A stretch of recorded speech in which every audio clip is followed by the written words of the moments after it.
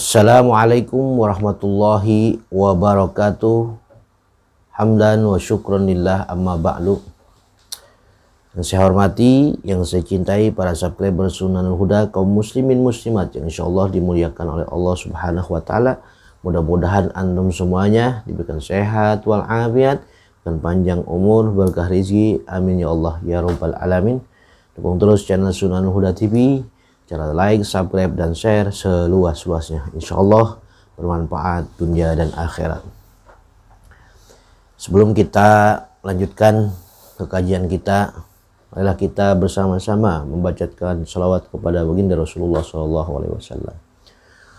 Allahumma sholli ala sayyidina Muhammadin tibbil qulubi wa dawaiha wa afiyatil abdani wa shifaiha wa nuril absari wa diyaiha wa ala alihi wa sahbihi wa sallim.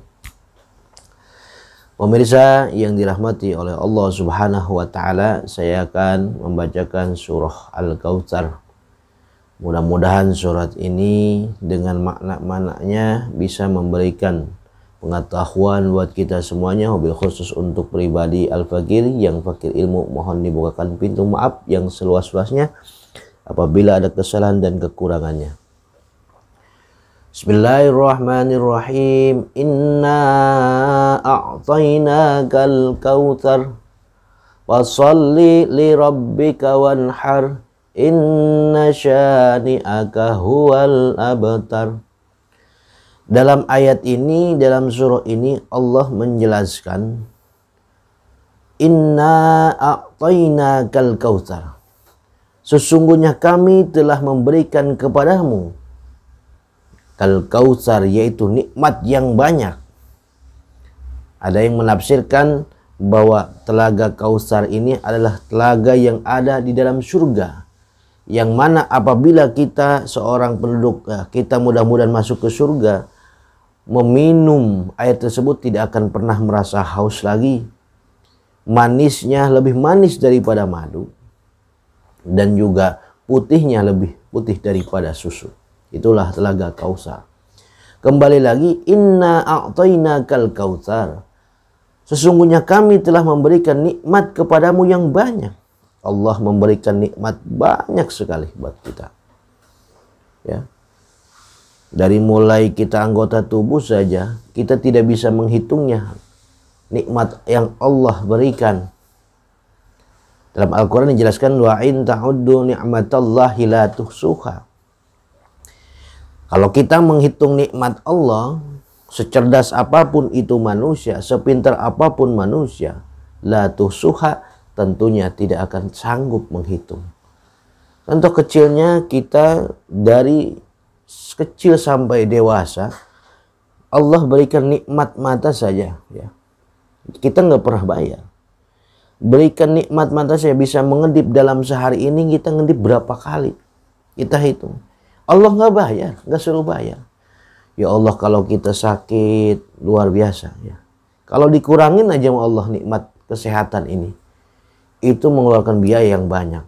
Orang pengen pengen sehat itu sampai berjuta-juta, sampai bermiliar-miliar. Makanya ketika diberikan kesempatan oleh Allah, itu nikmat sehat, panjang umur, berkah rezekinya, pergunakanlah untuk ibadah kepada Allah Subhanahu wa taala. Kata Allah, nikmat yang aku berikan itu lebih banyak. Maka fasholli li rabbika wanhar. Fasholli, maka salatlah, ibadah kepada Allah. Ibadah kepada Allah. Li rabbika, karena Allah, bukan karena siapa. Kita ibadah ini karena Allah. Ya, insya Allah murnikan.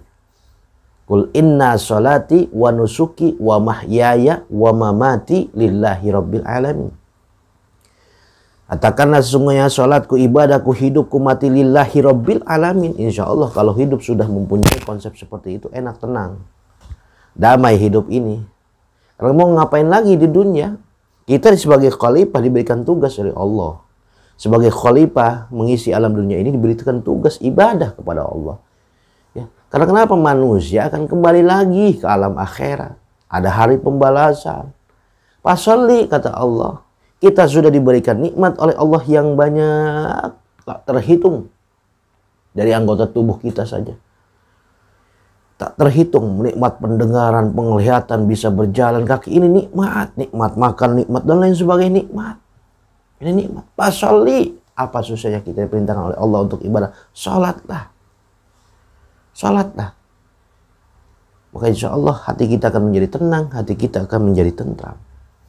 Li rabbika wanhar. Salatlah karena Allah, ikhlas karena Allah, mengharap ridha Allah, bukan semata-mata ingin dipandang manusia.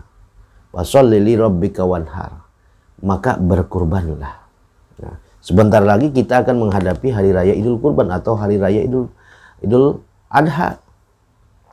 Bagi orang yang diberikan kelebihan rezeki, keleluasan rezeki, diperintahkan untuk berkurban. Diperintahkan untuk berkurban. Ya, diperintahkan dalam ayat ini Allah memerintahkan berkurbanlah. Ya, berkurbanlah. Kenapa?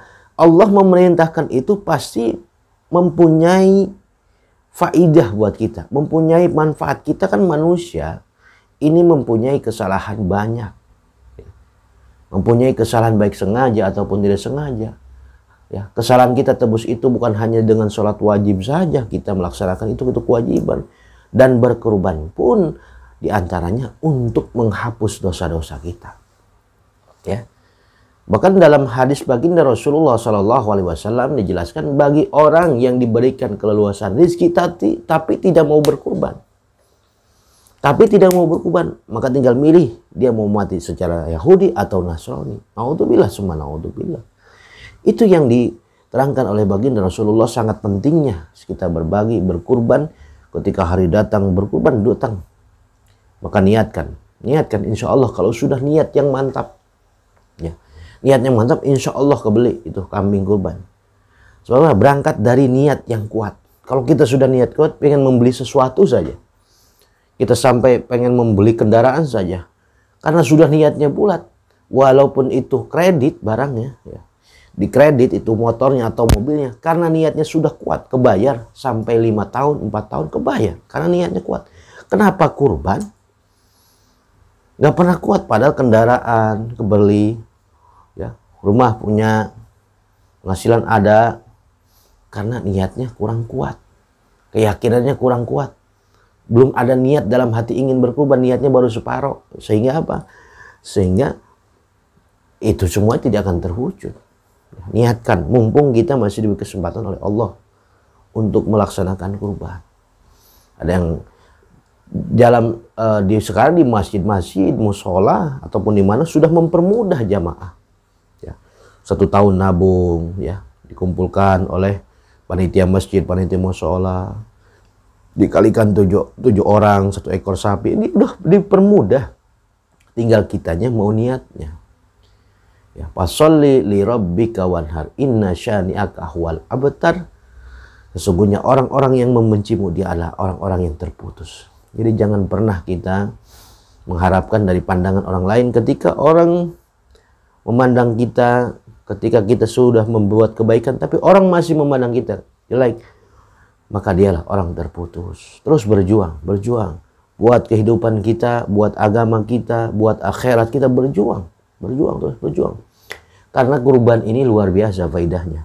Di samping menghapuskan dosa-dosa kita, kata Sayyidina Ali karramallahu wajhah, mengatakan sahabat Rasulullah SAW, ya, kurban itu ketika seseorang melangkahkan kakinya dari rumah untuk membeli hewan kurban, maka setiap langkahnya Allah berikan 10 kebaikan. Setiap langkahnya Allah berikan 10 kebaikan. Kita dari rumah berangkat ke tempat lapak dagang kambing atau sapi, berapa langkah? Allah kalikan 10 kebaikan setiap langkahnya. Dan Allah angkat 10 derajatnya. itu baru keluar dari rumah untuk berniat membeli hewan kurban. Dan ketika bercakap-cakap di tempat lapak kambing atau sapi, maka setiap percakapan kita dengan tukang dagang kambing itu maka bernilai tasbih, kebaikan lagi. Sudah membeli, ketika kita bayar, maka setiap 1 dirham, kalau hitungan orang ya zaman dulu 1 dirham, Allah hitung 700 kali lipat. Itu 100 dirham. Dan kita sudah beli, lalu bawa ke rumah, lalu pada waktunya sudah datang, lalu mau disembelih, maka lalu dijatuhkan itu kambingnya atau sapinya ke tanah mau disembelih, maka tanah yang tersentuh itu, ya, makhluk-makhluk yang bumi yang tersentuh oleh hewan kurban kita itu, makhluk-makhluk yang ada di 7 lapis bumi ini mendoakan kita. Ya, makhluk apa yang ada di alam di bumi ini, di tanah ini? Ada cacing, ya, apa aja ada, sampai 7 lapis bumi. Mendoakan siapa? Mendoakan yang berkurban, yang hewan kurbannya sudah dijatuhkan ke tanah. Ketika dipotong tuh, keluar darah, disembelih, Allahu Akbar. Setiap tetesan darahnya, maka Allah berikan 10 malaikat. Ya, setiap 1 tetes darah, Allah berikan 1 malaikat yang mendoakan, mengistighfarkan kita, memohonkan ampun kepada Allah Subhanahu wa taala ila yaumil qiyamah, sampai hari kiamat. Dan masih banyak lagi keutamaan faidah berkurban. Tapi semuanya itu kita raih tentunya dengan keikhlasan, karena Allah, mengharap ridha Allah Subhanahu wa taala. Karena hewan kurban kita ini yang kita kurbankan di alam dunia itu akan bersaksi di hadapan Allah dan menjadi kendaraan kita di akhirat. Ya, makanya beli hewan kurban yang gagah, yang sehat. Insya Allah itu menjadi kendaraan kita nanti di akhirat. Mudah-mudahan ya kita semua di tahun ini bisa berkurban dengan niat yang tulus, dengan niat yang kuat. Insya Allah Allah kasih rezeki. Bismillahirrahmanirrahim. Insya Allah terkabul. Itu saja yang saya dapat sampaikan. Mohon maaf al-fakir. Apabila ada kesalahan dan kekurangan, mohon dibukakan pintu maaf yang seluas-luasnya. Wal afu minkum. Wassalamualaikum warahmatullahi wabarakatuh.